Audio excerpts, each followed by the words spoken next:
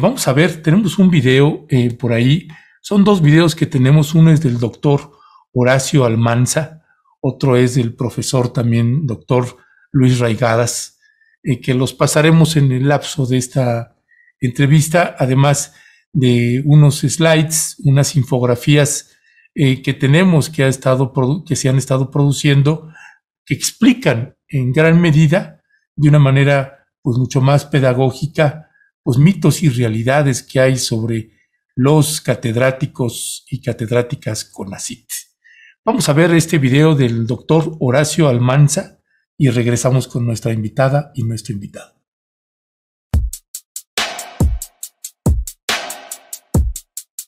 Mi nombre es Horacio Almanza Alcalde, profesor investigador del Instituto Nacional de Antropología e Historia, con sede en Chihuahua. La comunidad académica de México observamos con suma preocupación la situación de precarización a la que CONACYT está sometiendo al personal de cátedras. Se están dando tasas muy altas de rescisión injustificada de contratos. Existe, en términos generales, una pérdida de salario respecto a la inflación. Son categorizados como personal de confianza, aunque no realizan labores como tales, lo cual va en contra de la propia ley. Condiciona a los catedráticos a buscar trabajo en instituciones académicas como requisito para su permanencia en el programa. Se han puesto constantes obstáculos para el ejercicio de su derecho a un contrato colectivo de trabajo. Y por si fuera poco, los nuevos lineamientos de cátedras y el estatuto de personal académico vulneran los derechos laborales del personal de cátedras.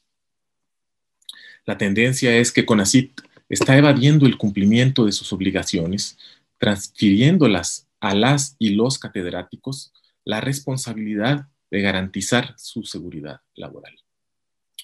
Todo mi apoyo al Sindicato Independiente de Trabajadoras y Trabajadores de Investigación de Cátedras CONACYT.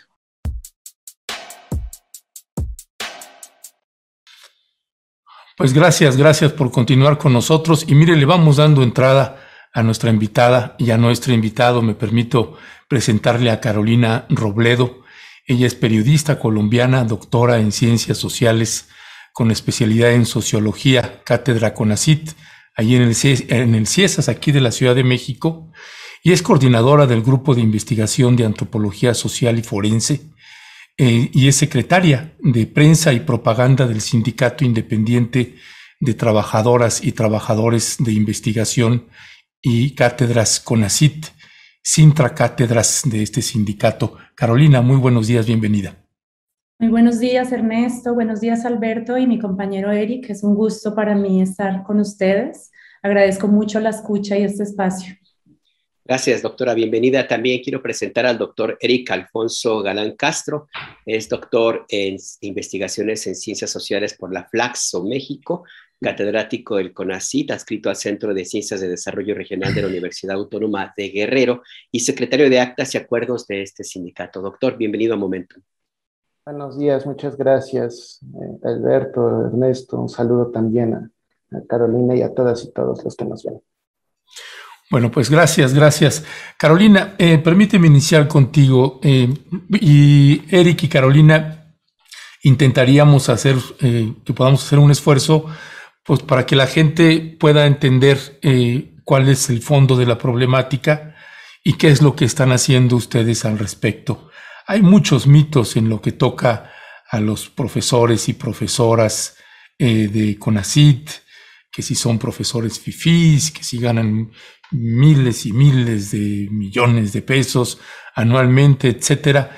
Y hay una campaña y una situación bastante complicada que se está dando con la dirección de CONACYT. Ustedes estaban, Carolina, en un proceso de diálogo con la dirección de CONACYT a través de los representantes que envió la dirección. Y esto estamos hablando de este año, entre junio y agosto de este año, y pues estaban en pleno proceso de negociación y de pronto algo pasó. No sabemos qué, ya nos comentarán ustedes, que se rompieron ese diálogo, que eso es lo que quisiera ahorita que nos pudieran comentar, si se rompió o sigue ese diálogo, pero CONACYT publicó unos nuevos lineamientos que pues desataron pues toda una campaña también de indignación, pues no solamente de catedráticos y catedráticas de CONACYT, sino pues de muchísima gente de la población mexicana a lo largo y ancho de la República Mexicana. Si pudieras, Carolina, contextualizarle un poco a la audiencia, ¿qué es lo que estaban negociando ustedes con la dirección de CONACYT, conjuntamente con la Secretaría de Trabajo y en la Junta de Conciliación y Arbitraje, Carolina? Sí, bueno, Ernesto, yo quisiera empezar poniendo un poco de contexto también en términos de que este es un problema estructural, ¿no? La sensación que tenemos quienes estamos ocupando estos cargos como investigadoras e investigadores jóvenes en el mercado laboral de la ciencia en este país, la sensación es que nos están robando el futuro de la ciencia, ¿no? Sentimos que hay un desmantelamiento progresivo de los derechos laborales que han sido producto de conquistas históricas de las y los científicos que han luchado por conseguirlos.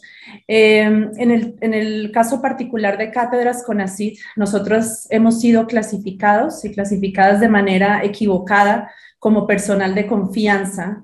Esto nos pone en el apartado B constitucional, que ustedes deben saber que hoy justamente en la Corte Suprema de Justicia de la Nación se va a discutir, ¿no?, la sustitución de esta jurisprudencia 196 que afectaría a las nuevas generaciones de científicas y científicos que se incorporen a las plazas en el sector de la ciencia. ¿Y qué pasa al ser clasificadas y clasificados como trabajadores de confianza en el apartado B? Bueno, pues que no gozamos de algunos derechos fundamentales que han sido reconocidos no solo por las leyes nacionales, sino también por los tratados internacionales. Solo voy a mencionar algunos de ellos: el derecho fundamental a la estabilidad laboral y el derecho a asociarnos libremente en un sindicato y a negociar en condiciones de bilateralidad nuestras condiciones de trabajo. Nosotras y nosotros nos organizamos en este sindicato y solicitamos a CONACYT un diálogo abierto, respetuoso, justamente para negociar estas dos condiciones sustanciales, la estabilidad laboral y la posibilidad de que negociáramos estas condiciones de trabajo. Hasta ahora no ha sido posible que ese diálogo rinda los frutos que habíamos esperado, y quizá mi compañero Eric les pueda contar un poquito más cuál ha sido la reacción de CONACYT a la propuesta que le hemos hecho desde este sindicato. Doctor Eric, ¿desde cuándo está este sindicato? ¿Es nuevo? ¿Tiene ya algún tiempo? Y sí, efectivamente, cuéntenos cuál ha sido la reacción de la dirección de CONACYT ante esta petición de los trabajadores de que no se les incluya como personal de confianza, sino como un personal de base, lo cual sí hace toda la diferencia, porque la protección gremial es fundamental en cualquier espacio laboral. Doctor, por favor.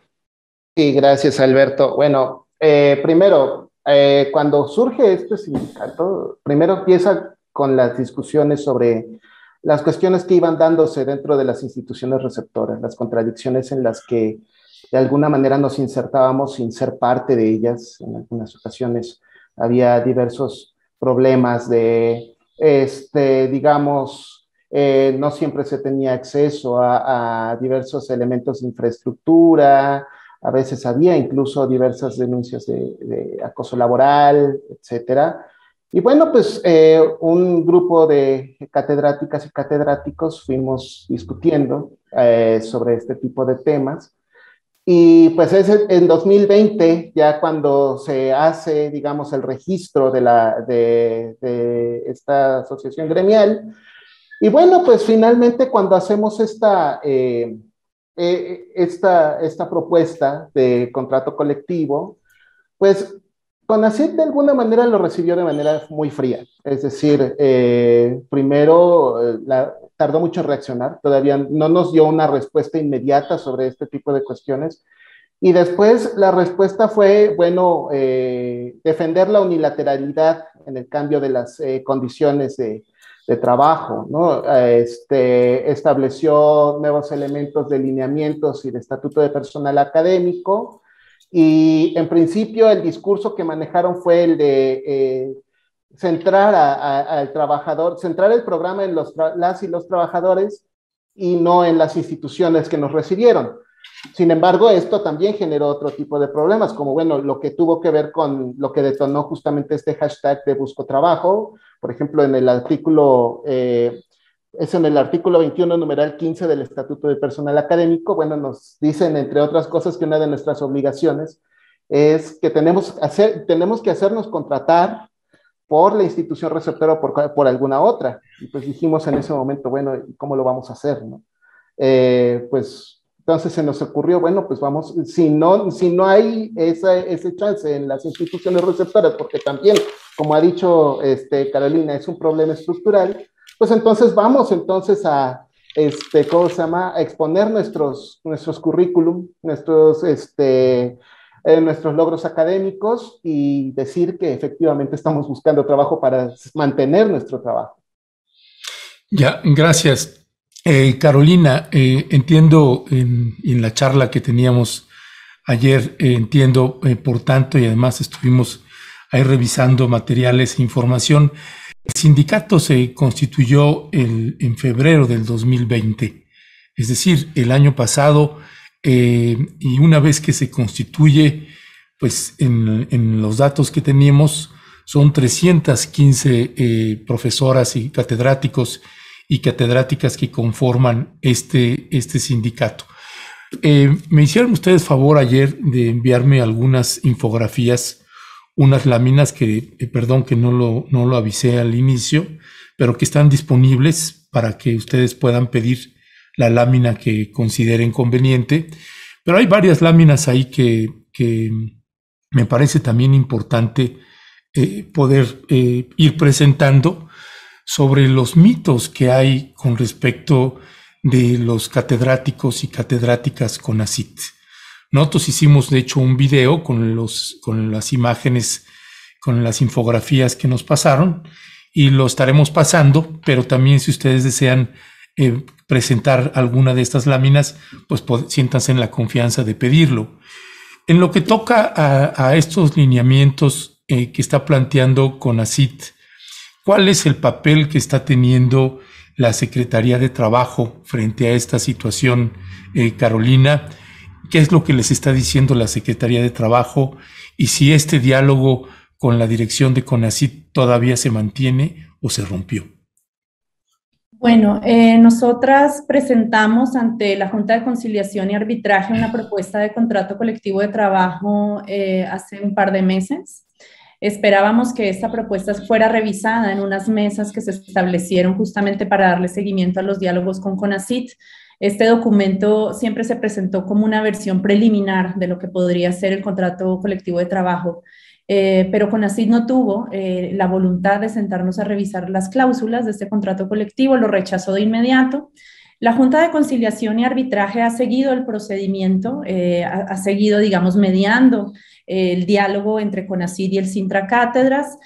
Podríamos decir que de parte de la Secretaría de Trabajo obtuvimos un primer reconocimiento al permitirnos registrarnos como un sindicato de trabajadoras y trabajadores científicos en el apartado A. Es decir, la Secretaría reconoce al darnos este registro sindical que nosotras y nosotros ejercemos funciones de base que deberíamos estar basificados y por eso nos da el derecho a iniciar esta negociación de contrato colectivo de trabajo.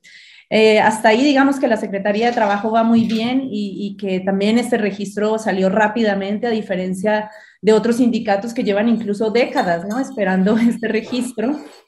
Ahorita tenemos la próxima reunión justo el 28 de septiembre. Esta va a ser la última audiencia que se celebre en el marco de este proceso de conciliación y este día nosotros tenemos dos opciones, que será ratificar el emplazamiento a huelga o desistirlo. La decisión de ratificar o desistir el emplazamiento a huelga será producto de una decisión asamblearia, como todas nuestras decisiones.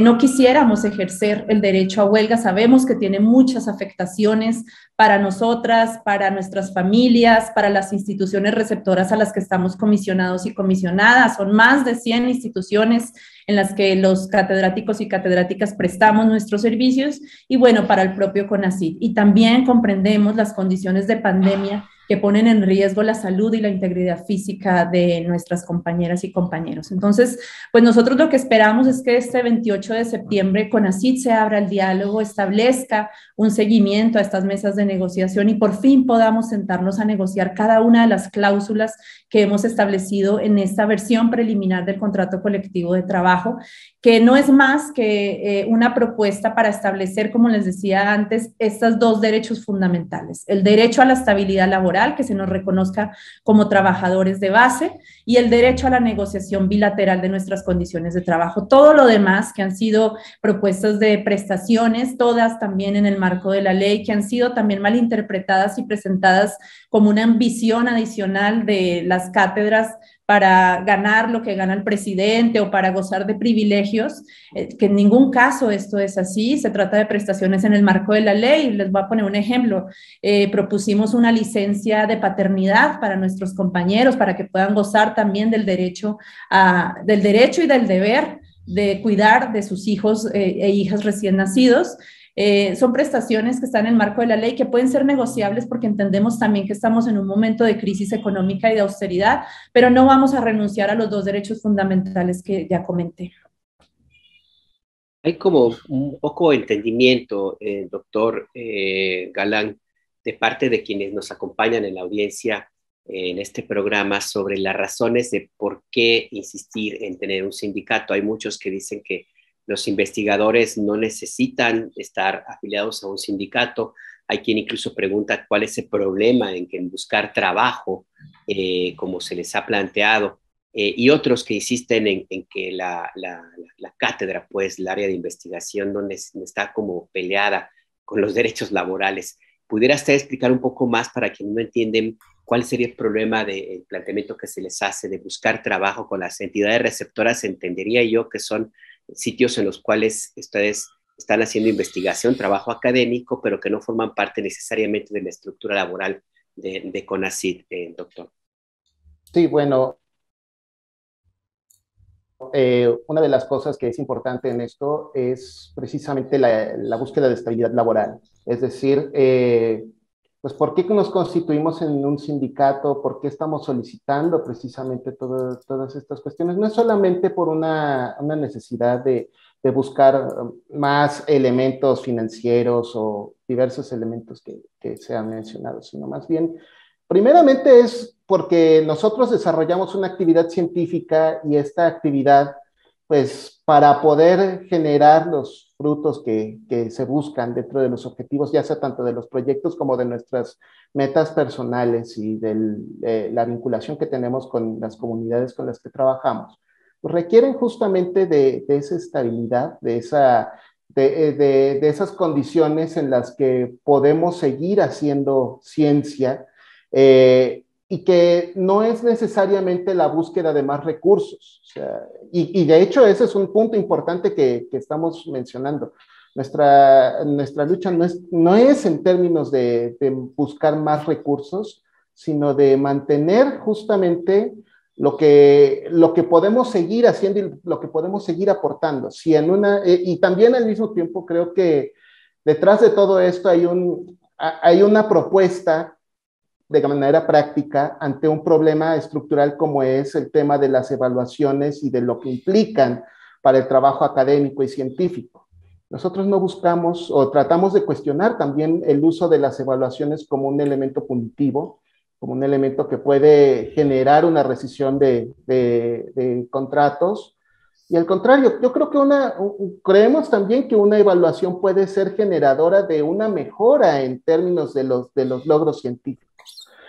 ¿Y por qué nos constituimos en un sindicato? Justamente porque cada uno de nosotros y nosotras dentro del programa Cátedras estamos dispersos a lo largo del país. A veces solamente hay un solo catedrático o catedrática en cada institución receptora, y justamente por las condiciones en las que en el entorno institucional en el que están, en los lugares donde se encuentran, justamente pues están solos ante todo lo que ha podido pasar.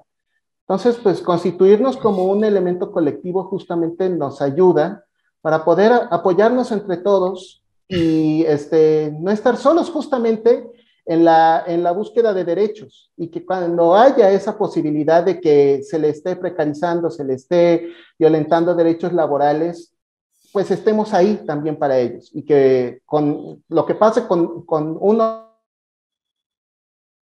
de ellos, una de ellas, también podamos apoyarlos todas y todos. Ya, gracias, Eric. Carolina, hay en el trabajo periodístico que nosotros hacemos, pues hemos encontrado algunas instancias, universidades, dependencias de gobierno, donde al inicio de la administración del presidente López Obrador, pues se podía percibir que había incluso por parte de la propia Secretaría del Trabajo, pues algún impulso para la conformación de sindicatos. Ahora en algunas instancias de gobierno, incluyendo el INPI y otras, pues lo que vemos es que pues hay una reducción o un cambio de idea en algunos de estos planteamientos, pues argumentando que hay una austeridad republicana. No sé, en el caso de ustedes, ¿cuál es el planteamiento, la respuesta en concreto que están dando la autoridad de CONACYT para negarse a que se pueda abrir un contrato colectivo de trabajo? Creo que me parece, y pregunto si no es una ilegalidad, que siendo ustedes reconocidos como un sindicato el 20 de febrero del año pasado, pues se les quiera colocar en un formato más de outsourcing anual como estaba antes. Y hay una serie de confusiones ahí que no sé si estamos teniendo nosotros mala información o eso también les está sucediendo a ustedes ahí con este cambio de acción, de actitud por parte de la autoridad. Sí, bueno, la lectura que tú haces fue también parte de la que nosotros hicimos en el momento en que se publicó la reforma a la ley del trabajo y que vimos que había una oportunidad de formarnos como sindicato porque hay una revitalización y una garantía y una protección a la organización sindical. Habíamos visto también que la propia María Elena Álvarez Bulia, ya como autoridad del CONACYT, había propiciado y alentado también la conformación de sindicatos en centros públicos de investigación en los últimos años. Hay varios sindicatos nuevos. Entonces vimos que había una oportunidad realmente de que por esa vía legal y formal pudiésemos establecer las condiciones de negociación para la mejora de nuestras condiciones. Entendemos también que hay de parte de la Secretaría del Trabajo pues una intención de apoyar a los sindicatos, especialmente lo hemos visto con los sindicatos del sector privado, lo vimos con el caso de la Volkswagen y sabemos que hay allí un impulso muy importante para proteger a los trabajadores. Sentimos que no pasa lo mismo con los trabajadores del Estado, ¿no? Y justamente la discusión que se va a dar hoy ante la Corte Suprema de Justicia de la Nación nos hace pensar lo contrario. Parece que hubiese un ataque, un desmantelamiento sistemático de los derechos de los trabajadores del Estado, porque hay también, me parece a mí, como un discurso de anticorrupción que es muy generalista y que tiende a meternos todos en el mismo paquete como personas que gozamos de privilegios excesivos o como casi todos hacemos parte de la misma mafia, ¿no? Entonces lamentamos mucho ese discurso.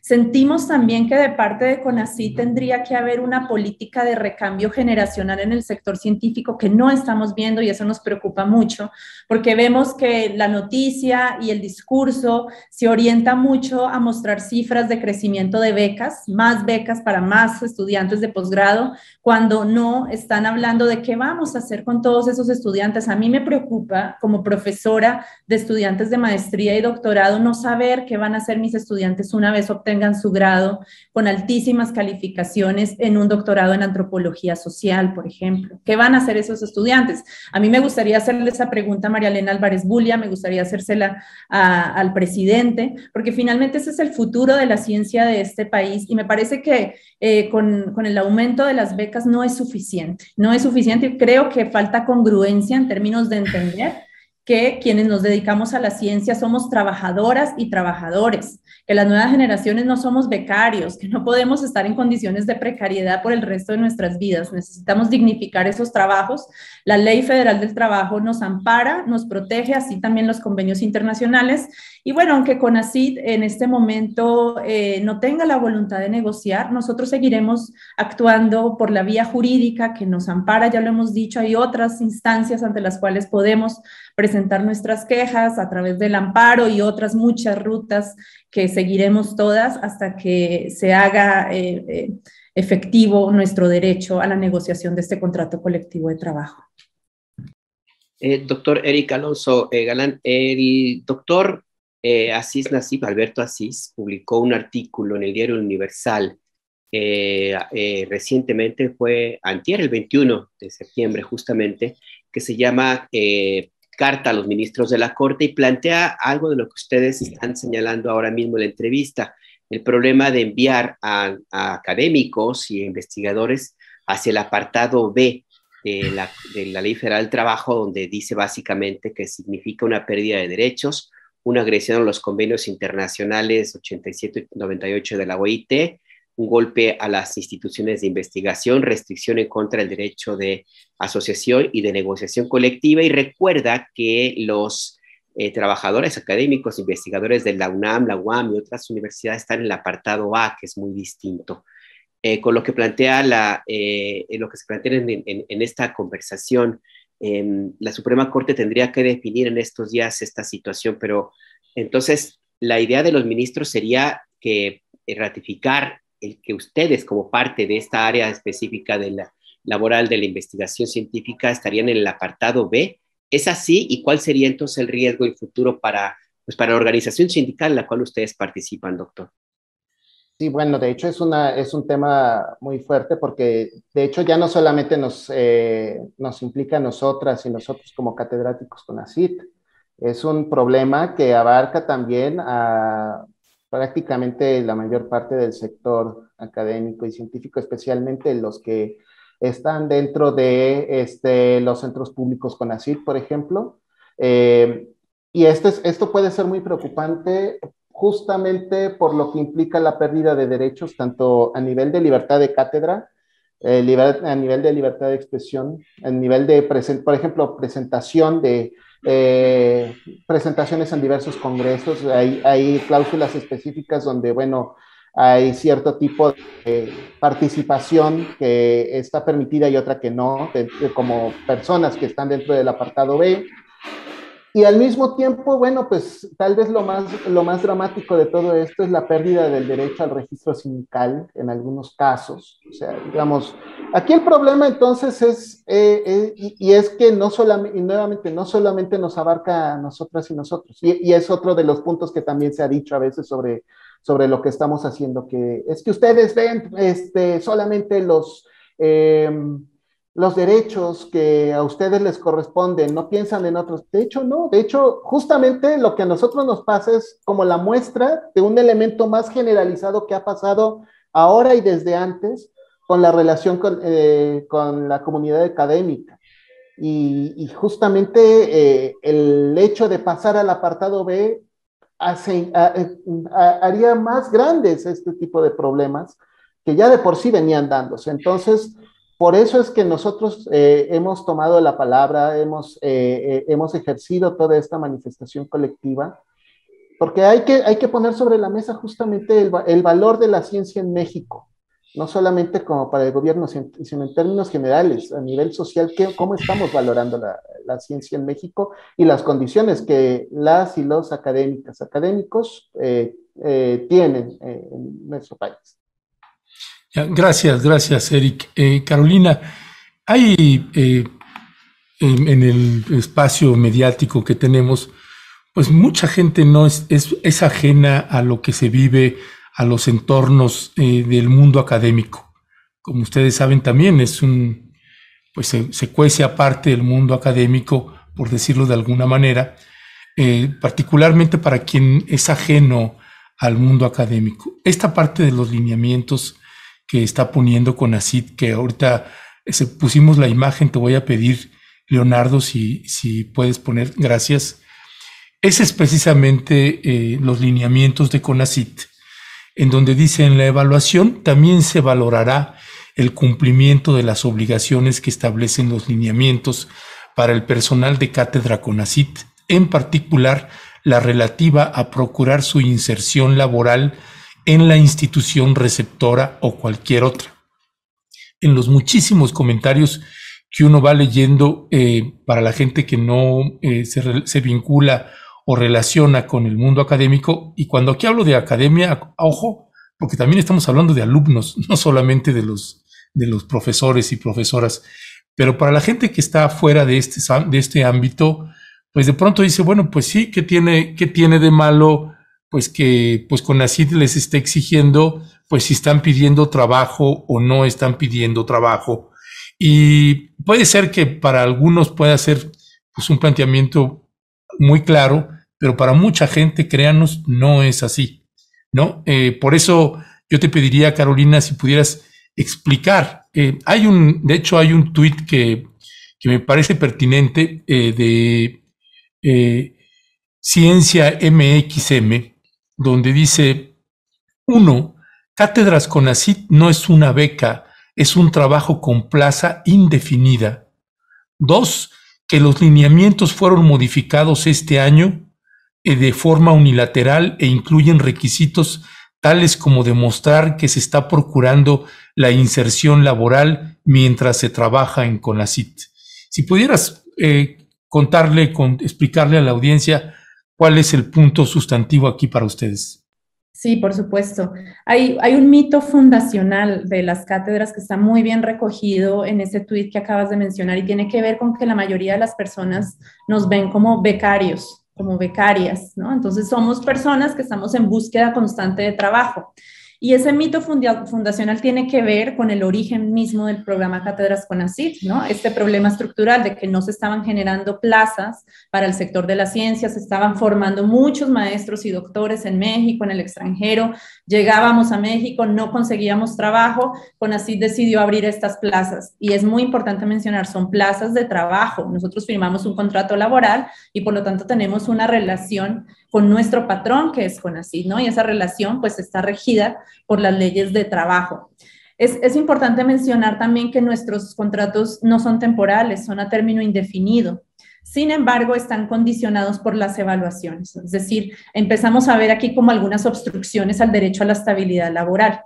El hashtag Busco Trabajo era justamente una respuesta a estos nuevos lineamientos de CONACYT, donde nos dicen: tienes que procurar tu inserción laboral. Entonces, es difícil de explicar. A mí me encantaría que CONACYT pudiera explicarlo, porque ¿cómo explicas que teniendo un trabajo tengas que buscar otro? ¿Y cómo explicas, además, que tengas que buscar un trabajo en un contexto estructural donde no hay plazas? El problema es que no hay plazas, ¿no? Y aquí también creo que es esencial hablar un poco de quiénes somos las y los catedráticos. Nosotras y nosotros ya no somos recién egresados de las universidades o de los posgrados. Hay personas que ya son SNI2, o sea, que ya tienen una trayectoria académica reconocida, consolidada. Ya no estamos buscando una plaza de quien recién egresa, ¿no? De un posgrado. Son personas también, algunas de ellas que ya están alcanzando los 46, los 45 años de edad, y por supuesto esto las pone fuera del mercado laboral, que cuando sale una plaza a concurso no puedes tener más de 40 o 41 años, ¿no? Entonces, esa es la realidad, estamos en medio como de ese problema estructural en donde no hay plazas, pero nos exigen incorporarnos a otras instituciones. Y aquí también es muy importante mencionar el tema de las evaluaciones, porque como tú lo leíste, ¿no? Este criterio que se va a evaluar ahora, nosotros tenemos que demostrar para ser bien evaluados que estamos buscando trabajo. ¿Cómo lo vamos a demostrar? En realidad no lo sabemos muy bien, porque tendrían que abrirse plazas para que nosotros podamos concursar para demostrar que estamos buscando trabajo. Es difícil. Y por eso decidimos hacerlo en Twitter, porque decíamos, a ver, ¿cómo vamos a demostrar que estamos buscando trabajo? Pues tuiteemos nuestro CV, a ver si aparece alguna oferta laboral, y con eso ya le demostramos a CONACYT. Era en broma, pero en serio, ¿no? Y lo que nos preocupa es que se tome esto como un criterio en la evaluación, porque la evaluación en nuestro caso tiene como consecuencia la rescisión laboral. Cada año nosotros podemos ser rescindidos si no pasamos la evaluación favorablemente. Entonces, ¿cómo le vamos a hacer este año? Es la pregunta. Sí, seguramente ese hashtag, por lo que veo, ha tenido una buena respuesta. Hay muchísimas personas que se han sumado y la verdad que el currículum que han presentado algunos de los que participan es impresionante, ¿eh? La verdad que sí hay una cantidad importante de talento y es justamente lo que me parece que también tendría que tomarse en cuenta al momento de analizar este tema por la posibilidad de que se convierta en un asunto político y no se vaya al fondo del asunto, que es la necesidad de estabilidad laboral para un personal altamente calificado. Y allí también habría que hacer una evaluación. Le quiero plantear esta pregunta, doctor Alfonso Galán. En el chat, que siempre procuramos nosotros mirar qué es lo que está comentando las personas que nos ven, que nos hacen favor de comentar. Dice, por ejemplo, Juan Páramo: evidentemente los científicos hemos fallado en comunicar nuestro trabajo a la sociedad, por eso la hostilidad y falta de empatía de la gente, y este chat es un ejemplo, y se refiere justamente a muchos comentarios de personas que insisten en que, bueno, CONACYT ha dado apoyo, ha dado becas a muchísimas personas que se van a estudiar al extranjero y no regresan, o que se van y terminan trabajando en otro lado. En fin, ese tipo de situaciones que se plantean allí y que hablan también un tema de incomprensión de muchísimas personas, y desgraciadamente en un movimiento sindical, lo sé por experiencia, se requiere también la solidaridad, doctor, de otras personas, no solamente la gente que está en la calle, sino de otros gremios, otros grupos que pueden de un momento a otro ser importantes al momento de la solidaridad y el respaldo, sobre todo ante entidades de gobierno. ¿Cómo encontrar una respuesta a este planteamiento, a esta incomprensión de muchísimas personas sobre lo que están ustedes planteando, doctor? Pues bueno, entre otras cosas, una de ellas yo diría que es efectivamente tenemos que comunicar lo que estamos haciendo. Por ejemplo, ahorita te podría decir una de estas actividades. Tenemos, por ejemplo, a partir de las 10 de la mañana en un rato, tenemos una actividad que a nosotros nos gusta decir que es una actividad al mismo tiempo humana y transparente, que se llama el Maratón de Cátedras. En ellas estamos exponiendo, por ejemplo, lo que estamos haciendo.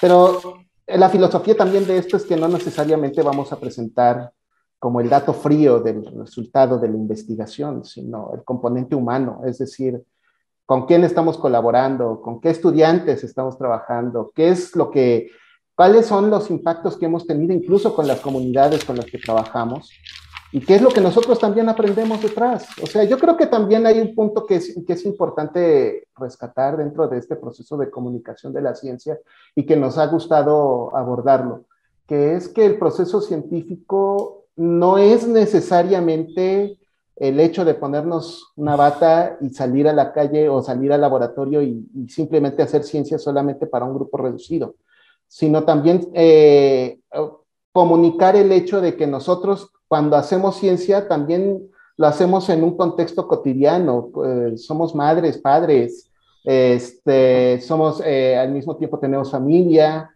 estamos expuestos a contextos sociopolíticos específicos, y frente a todo eso se produce trabajo científico. Entonces, creo que una cosa que sí también buscamos dentro del sindicato es mostrar también ese factor humano que a veces se pierde cuando se piensa, bueno, pues es que son catedráticos, son científicos, son académicos, reciben dinero, son gente privilegiada. Bueno, también somos humanos y muchos dentro de estas, de la incorporación al programa, pues bueno, también pasamos por un proceso de selección en el cual otros pares también vieron nuestros currículum, vieron lo que estábamos trabajando y dijeron, este perfil es el indicado para esto, ni sin siquiera nosotros conocer a las personas. Entonces, ahí está también ese punto, y muchos de nosotros ni siquiera tenemos esa como esta idea de haber nacido en una, decían por ahí, en una buena cuna. Bueno, no necesariamente somos humanos y nos formamos y llegamos aquí y seguimos trabajando como muchas otras personas. Y creo que ese también es un punto que nos es importante dentro del Maratón Cátedras en términos generales para comunicar a la comunidad y que puedan también entender lo que significa. Sí, gracias, Eric. Y a propósito de esto que comentas, pues en el caso de Carolina, digo, a poner un ejemplo, pues que también ella coordina el grupo de investigación de antropología social y forense, es decir, aquí estamos hablando también con catedráticos, catedráticas, pues que no es como se los pintan luego ahí en algunos espacios, que pues son gente que nada más quiere estar cobrando de las becas. No, son investigadores que se enlodan, que están mucho en campo, y en el tema de desaparición de personas, en el caso de Carolina, en el caso de Eric, pues es otro trabajos que hace también mucho en campo. Pero retomando un poquito esta parte de los catedráticos y las catedráticas CONACYT, Carolina, ¿de cuántos catedráticos y catedráticas estamos hablando que tiene CONACYT? ¿Y cómo les fue ahorita con el presupuesto de egresos para el año 2022? ¿Están las plazas cubiertas? ¿No? En fin, platícanos un poco de esto, Carolina. Sí, bueno, nosotros tenemos conocimiento de que existen ahora un total de 1.273 plazas activas en el programa Cátedras CONACYT. El presupuesto de este año está garantizado para este número de plazas, incluye todo nuestro sueldo integral, ¿no? Sueldo y estímulos. El 39% de estas cátedras están ocupadas por mujeres y el 61% por hombres, creo que por ahí está la laminilla. Y bueno, esto también nos habla de que la brecha de género se mantiene incluso en las nuevas generaciones de investigadores e investigadoras, ¿no? Que no hemos podido superar esta diferenciación, porque obviamente pues hay también muchas condiciones que limitan a las mujeres para ejercer el trabajo científico, ¿no? Todavía vivimos en condiciones de mucha discriminación y cargamos con los cuidados de la casa, además del trabajo científico. Y bueno, también hay contextos en los que hacer ciencia implica riesgos especiales para las mujeres, ¿no? En el caso de mujeres que deciden estudiar temas de violencia, pero también compañeras biólogas, ambientalistas que deciden hacer trabajo de campo en zonas alejadas, en territorios donde no hay ley, pues ser mujer tiene riesgos adicionales a la labor científica. También para nosotras es muy importante reconocer, ¿no? Esas diferenciaciones, y que en el momento en que haya una evaluación de nuestro desempeño se tengan en cuenta la condición de género, el lugar desde el cual hacemos ciencia, las condiciones de producción de conocimiento, porque las evaluaciones tienden a estandarizar demasiado el modo en que se hace ciencia, ¿no? Son como evaluaciones que no miran más allá de los números, más allá de la productividad científica, no nos ven como humanas y como humanos. Y pues esa también es una apuesta de parte del sindicato, ¿no? Finalmente somos personas apasionadas por lo que hacemos, nos gusta hacer ciencia, sabemos que la ciencia es una herramienta para la construcción del bien común, estamos comprometidas y comprometidos con el cuidado de la vida en todas sus dimensiones. Les invito realmente a que se pasen por el maratón de cátedras, porque ustedes se van a dar cuenta que tenemos un espectro de científicas y científicos muy diversos, de muchas disciplinas, que están realmente con un compromiso profundo por el cuidado de los animales, de los territorios, de la vida, de la justicia, de la equidad, de terminar con los problemas que están afectando a México de manera tan profunda, ¿no? La falta de justicia, las graves violaciones a derechos humanos. Entonces, pues eso somos esas personas, y queremos hacer nuestro trabajo en condiciones de libertad de cátedra, de estabilidad laboral. Y es que sí es importante, y yo también le recomiendo, me sumo a lo que dice la doctora Carolina, de que se eche una mirada a este maratón de cátedras, y si puede ahora mismo al hashtag, la respuesta a esta etiqueta en Twitter, busco trabajo, y va a encontrar ahí personas como por ejemplo Shari Sánchez, que es doctora en ciencias de los alimentos, trabaja con alimentos de origen vegetal, y su función en la prevención y el tratamiento de enfermedades crónicas no transmisibles, por ejemplo. Andrés Humano, doctor en política pública, especialista en políticas de seguridad pública, prevención de la violencia. Hay por aquí alguien, Aran del Tis Charmin, bueno, así es como se presenta, físico de aceleradores de partículas, ingeniero físico, divulgador científico. Aquí, por ejemplo, FJ Poveda, doctor en ciencias con especialidad en física, y uno más por aquí que están, Guillermo Santamaría, doctor en ciencias computacionales. En fin, hay una cantidad importante de personas con una preparación realmente impresionante.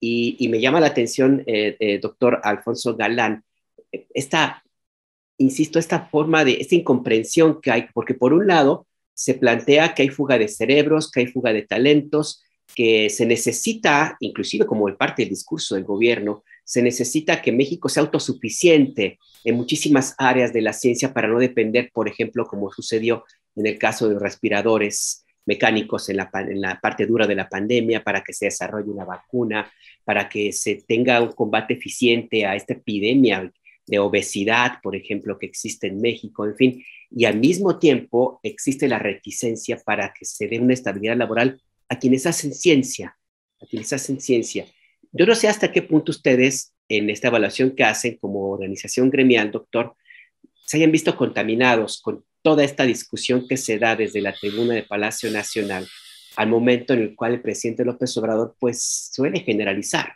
y suele referirse a algunos académicos y algunos intelectuales adversarios de su política, suele definirlos como investigadores, como académicos, y a partir de ahí la etiqueta va para todos. ¿Hasta dónde esta falta de empatía que vemos ahora mismo puede estar contaminada por esto, doctor? Bueno, antes que nada, a nosotros nos gustaría puntualizar que, pues, no, cuando el presidente habla de este tipo de cuestiones, sinceramente no nos sentimos reflejados en ello. O sea, nosotros nos sentimos más bien, como te acabo de decir, como personas humanas que están haciendo investigación, que tratan de contribuir y que incluso, pues, dentro de las formas en cómo se nos ha evaluado, hay quienes ya llevan 7 años dentro de este programa, pues las evaluaciones han ido también encaminadas a eso, incluso dentro de este periodo presidencial. Entonces creemos que nuestro compromiso está ahí, nuestro compromiso está por delante, y por eso cuando se dicen este tipo de cosas, estamos completamente seguros de que no es a nosotros a quien se nos refiere, ¿no? Lo que preocupa en todo caso es cómo, aunque nosotros sabemos que esto no es así, pues para muchas y muchas personas dentro de la opinión pública, pues no, las palabras del presidente hacen eco y se refieren a nosotros sobre ellas. Entonces, pues justamente el ejercicio y lo que tratamos de hacer desde nuestra trinchera es mostrar justamente que el humano, la humana, el científico, la científica no son sujetos que están separados, sino más bien que que van de la misma mano y que producen con todo esto, como acaba de decir Carolina, gente que está en diversos lugares, que pasa, por ejemplo, ya no solamente por ellos o ellas mismas haciendo investigación, haciendo campo, puedan pasar este tipo de problemas como violencia de género, violencia criminal, sino las familias de las personas que están ahí. O sea, también están siendo afectadas al respecto y también tienen miedo a salir a la calle porque pues hay un clima de feminicidio, por ejemplo, y no siempre son personas que viven ahí o que nacieron en esos espacios, sino también están pasando por ese tipo de cuestiones. Y pues justamente cuando tratamos de hacer estas iniciativas como el maratón de cátedras, como lo de Busco Trabajo, todo eso va en la misma línea de tratar de humanizar justamente el trabajo científico, mostrar que estamos en esa misma línea y que no somos justamente, o sea, que hacer humanismo científico implica no solamente poner etiquetas, sino mostrar realidades. Y justamente es lo que buscamos con este tipo de iniciativas y lo que queremos hacer en el sindicato. Ya, gracias, Eric. Pues bueno, se nos ha acabado el tiempo de esta entrevista, se fue rapidísimo. Y miren, voy a leerles 2 de los comentarios que ha hecho la audiencia, porque precisamente por eso queríamos hacer un programa en este tono, que sea también que la audiencia tenga muchos más elementos, porque hay muchísimo desconocimiento. Pongo 2 ejemplos. Dice José Alberto Curiel González, y después de tantos años no han hecho la diferencia para un mejor país. la mayoría en el país ni saben que existen. Ese es precisamente por eso queríamos hacer este programa. O esto que dice Marta Arzate, enumeren las aportaciones que han beneficiado a nuestra sociedad, por favor. Ese es el otro de los mitos que usted que nos está escuchando, que muchísima gente tiene. Le pongo un ejemplo ahorita que usted que nos está viendo, ¿cuántas tesis conoce de las universidades? Tesis valiosísimas que hay. Bueno, ese es uno de los enormes rezagos y deudas pues, que tiene el sistema académico en universidades públicas y privadas. De ahí no se salva nadie. ¿Qué información da CONACYT sobre los resultados que hay en el trabajo de investigación de la ciencia de los catedráticos y catedráticas? Pues ese es precisamente parte de los desafíos y responsabilidades pues, de estas instituciones. Yo te pediría, Carolina, en un minuto para cerrar, ¿con qué cerrarías, qué mensaje estarías enviando tanto a las autoridades del CONACYT como a la audiencia en general? Bueno, Ernesto, para finalizar y también para contestar a la audiencia que manda estos mensajes, pues decir que la ciencia es un derecho humano fundamental y que nos corresponde a todas y a todos luchar para que se establezca como un derecho justo, ¿no? Si no conocen en realidad las investigaciones que hacemos las y los científicos, es porque México es uno de los países con menos investigadores per cápita en el mundo. Tendríamos que tener más científicas y científicos en este país, pero no se ha establecido una política de trabajo para la ciencia.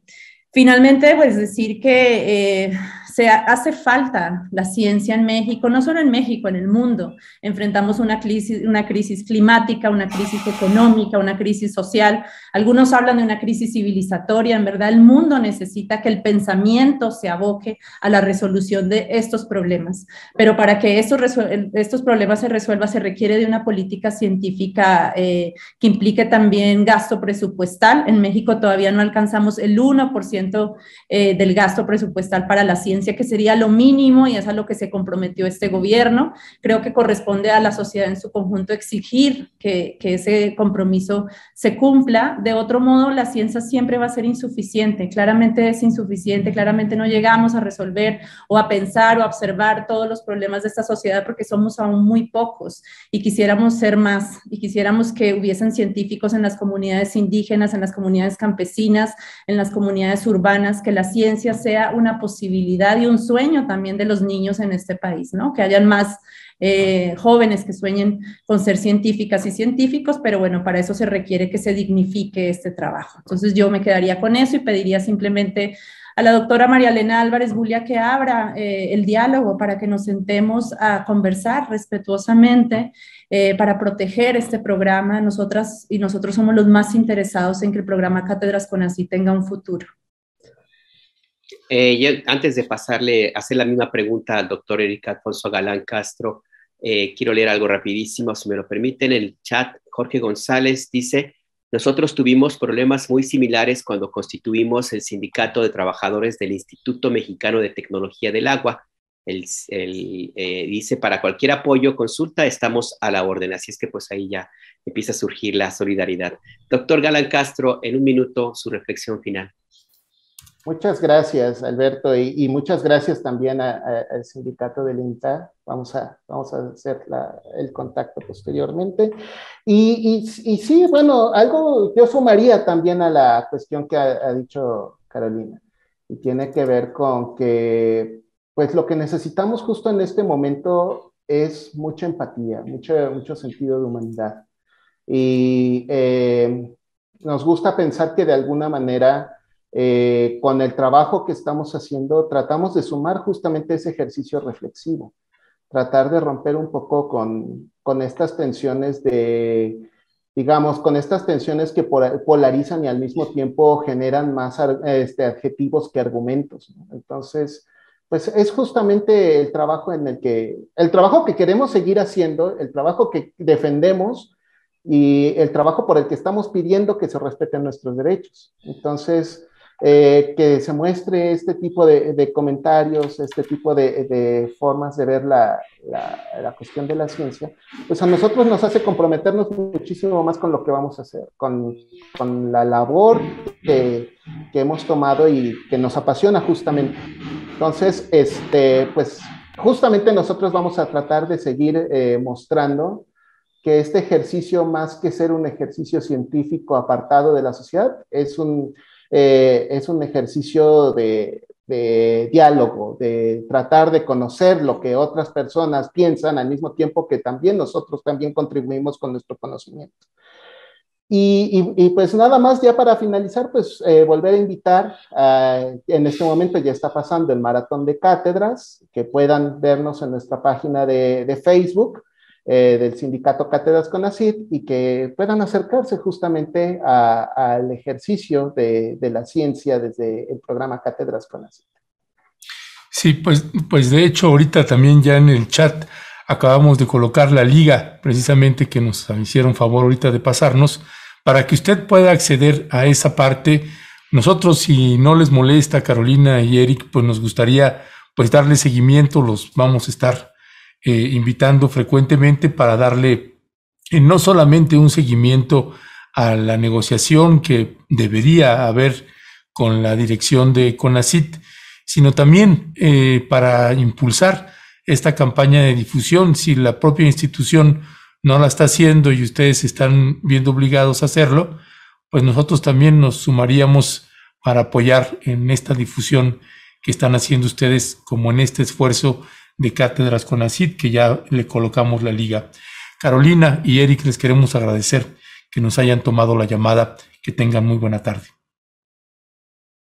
Gracias. Muchas gracias. Hasta pronto. Hasta luego, mucha suerte.